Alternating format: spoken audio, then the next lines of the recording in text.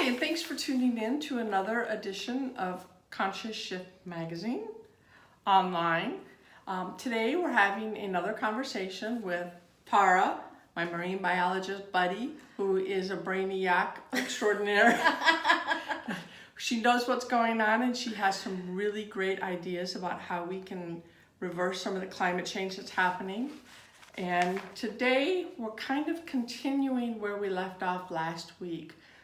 Talking about the the UN summit, the global UN summit, the climate strike, right, and the I forgot her name, the girl from Greta Thunberg. Yes, who came all the way over from England by boat. Sweden.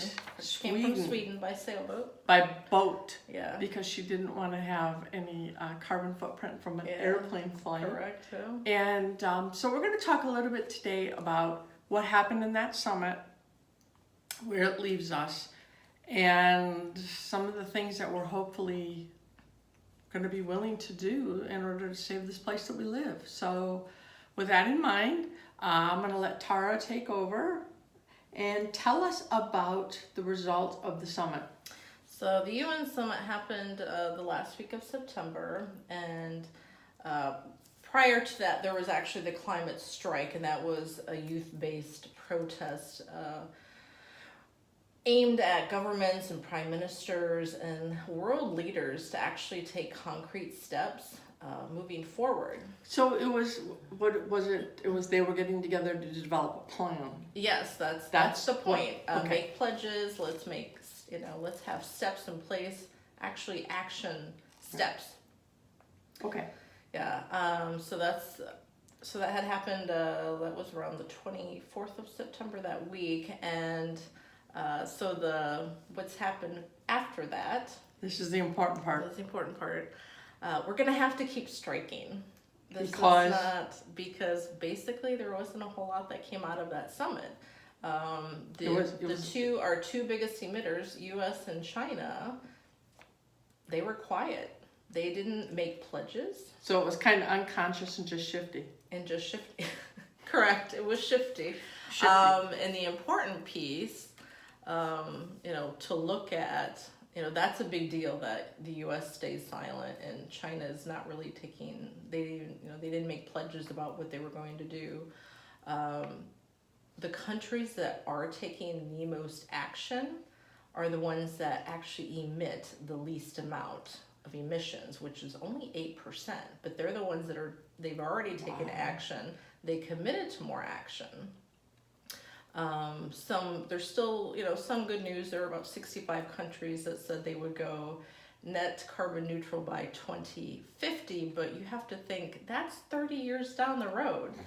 And who's holding them accountable? So that's 30 years, you said 30 years down the road. They committed to making change over the next 30 years. To say that we wouldn't have any more emissions, but 30 years is a long time. You think about what happens now in 10 years when it's, the changes that are happening. Because we've talked about that before, and we talked about Stephen Hawking and then what he decided, or what not decided, but what he came to in his scientific approach, that we had a lot less time than he even thought we did. Mm-hmm. Yes. And I almost don't know what to say, and I'm never speechless. It's kind of upsetting. It's kind of disgusting. Basically, what I'm hearing, this is all about money. And the wealthiest countries in the world are the ones making the biggest carbon footprint, if that's even an accurate word. Yes.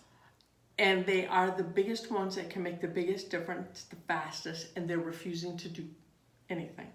Yeah, sometimes they're making pledges, but someone has to be behind them making sure that it's actually being done. In what we have found, in my opinion, I don't know how you feel about that, listeners, but the pledges often fall wayside, and a few years later you never even hear about it anymore. Mm-hmm.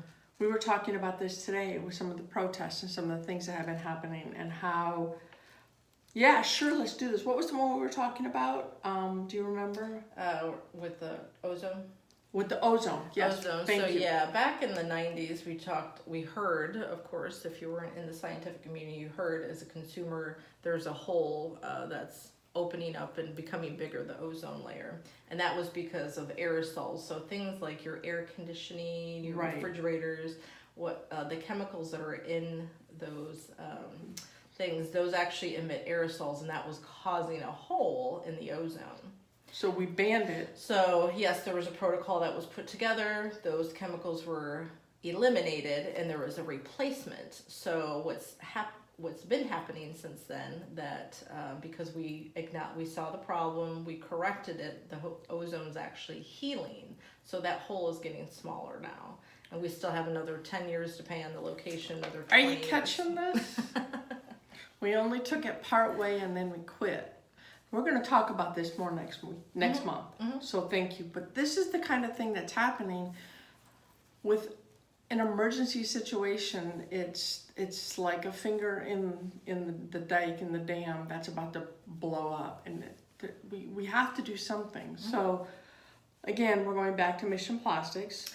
Yes, we're going back to Mission Plastics, and we're talking more again about, we're going to round this up by talking more about what you can do as a consumer to force the hand of big business. Correct. And that's what Mission Plastics is all about and based on, and now we're going to incorporate that into this. That's right. Correct. So official. We've launched Mission Plastic, and Mission Plastic is our grassroots effort using our Green Tribe to work with businesses to help them switch from plastic packaging over to a sustainable alternative. Right.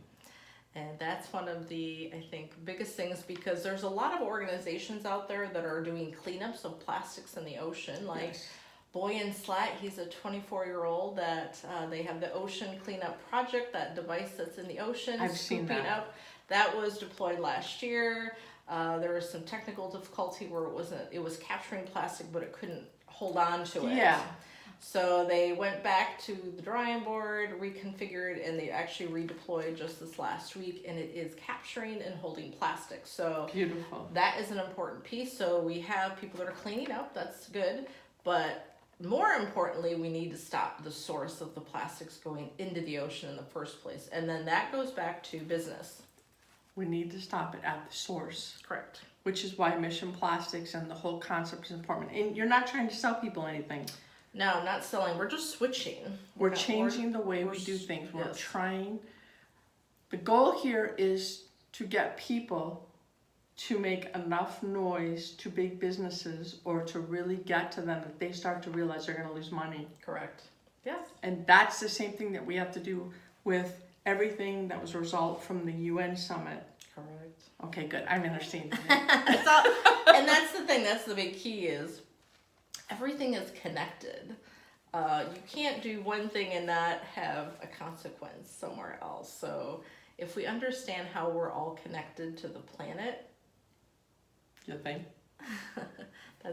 that's a really important concept. But that's really nice that you say it like that, because I don't think even people who are concerned see it that way. Yeah, or if they do, they don't catch the gravity of it and how, if we're all connected, that means we can all subtly make a change.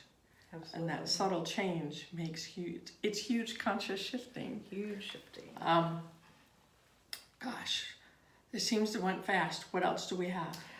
Well, we can talk about what people can do individually to cut their emissions. This is really cool. So we're going to include under this video, there's a cool quiz that you can take, and it talks about the emissions. And I took it, and I was even surprised at, certain things that we could do that make a big difference in emissions overall. So a very, very big one. And that's online. And that is online. We'll include it. We'll add a link at the end of the video. Yes, and you can read down and click on the link, and you can see how. Yeah, how things fall into place. How many?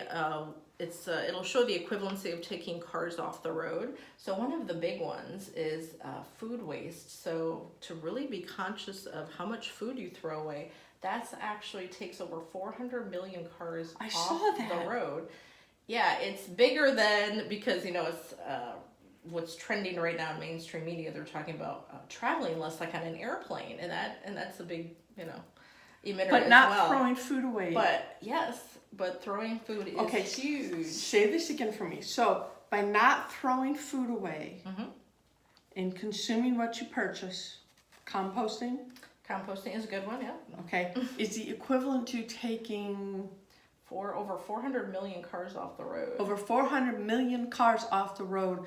And what that means is that if we take them off the road, we get rid of their emissions, Correct. which then pollutes the environment, which then creates this whole situation. Correct, right. That's so big. Growing food creates emissions, throwing food away. Everything that we do is, emitting some sort of carbon. Very cool. Yeah. All right, so that's something we can all work on, is not throwing food away. That's our simple little Growing tip food, for yeah. today. Mhm. There'll be more at the bottom of this video. There'll be a whole list. And next week, we're going to talk some more about the chlorofluorocarbons. Chlorofluorocarbons. And Yes, how that whole thing just kind of went away. And well, because we don't, why we don't hear about it anymore. What Right. changed, how formulas changed in your refrigerants. And that actually is, we'll talk about that because that's part of that quiz. That actually is Nice. the biggest emission emitter. So that's actually bigger than. so that kind of be homework for our next video. Yeah. So then you can see how we can take it to the next step. We've already had some pretty decent success in this area. Now let's keep moving. Okay. All right. Thank you for joining Yeah, us. thank you for having me. Thank you for tuning in, and we look forward to venturing down the rabbit hole of possibility with you next month. Thank you. Thanks.